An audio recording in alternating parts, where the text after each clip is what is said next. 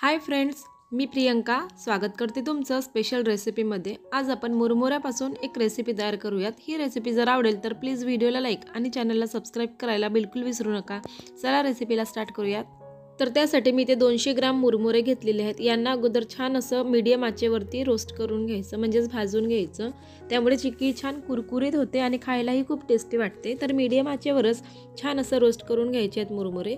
5 मिनिटानंतर छान असं रोस्ट झाले। आता याच कढईमध्ये थोडंसं पाणी घालायचं, म्हणजे गूळ तळाशी लागणार नाही। आणि ते 250 ग्राम गूळ घेतलेला आहे, त्याला छान असं मेल्ट करून घ्यायचं सर्वात अगोदर।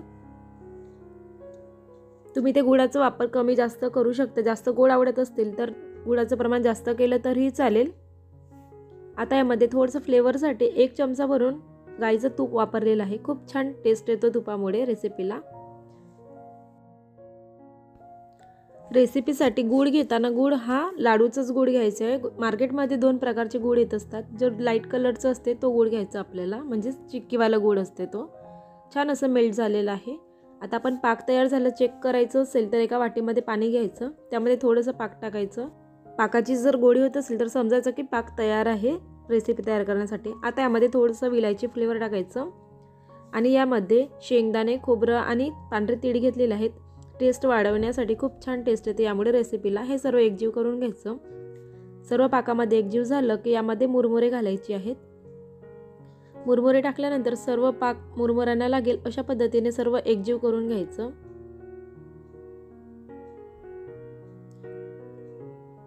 अशा पद्धतीने सर्व एकजीव झालेला आहे। खूप छान रेसिपी आहे फ्रेंड्स, या पद्धतीने नक्की तयार करा, खूप आवडतील। सर्व एकजीव झाल्यानंतर तुम्ही याचे लाडू सुद्धा वळू शकता तुमच्या आवडीनुसार, पण मी इथे पापडी थापणार आहे त्यामुळे ताटाला सर्व साइडनी तूप लावून घेतलं। तूप किंवा तेल लावू शकता। यामध्ये सर्व मिश्रण टाकून घ्यायचं। सर्व यामध्ये टाकल्यानंतर चमच्याला लागलेलं सुद्धा थोडं काढून घ्यायचं आहे दुसऱ्या चमच्याने आणि याला थापून घ्यायचं आहे मस्त असं।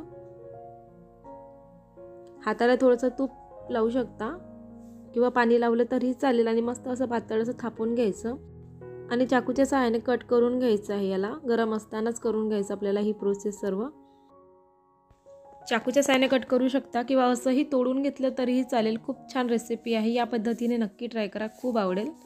आणि पाहू शकता थंड झाल्यानंतर आपण याला काढून घेऊया। सहज ताटापासून वेगळी होत असते आणि मस्त असं दिसायला सुद्धा छान आहे आणि खायला तर खूपच टेस्टी आहे, पाहू शकता।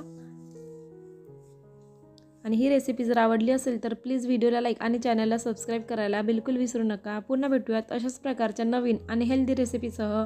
वेळात वेळ काढून ही रेसिपी पाहिल्याबद्दल खूप खूप मनापासून धन्यवाद।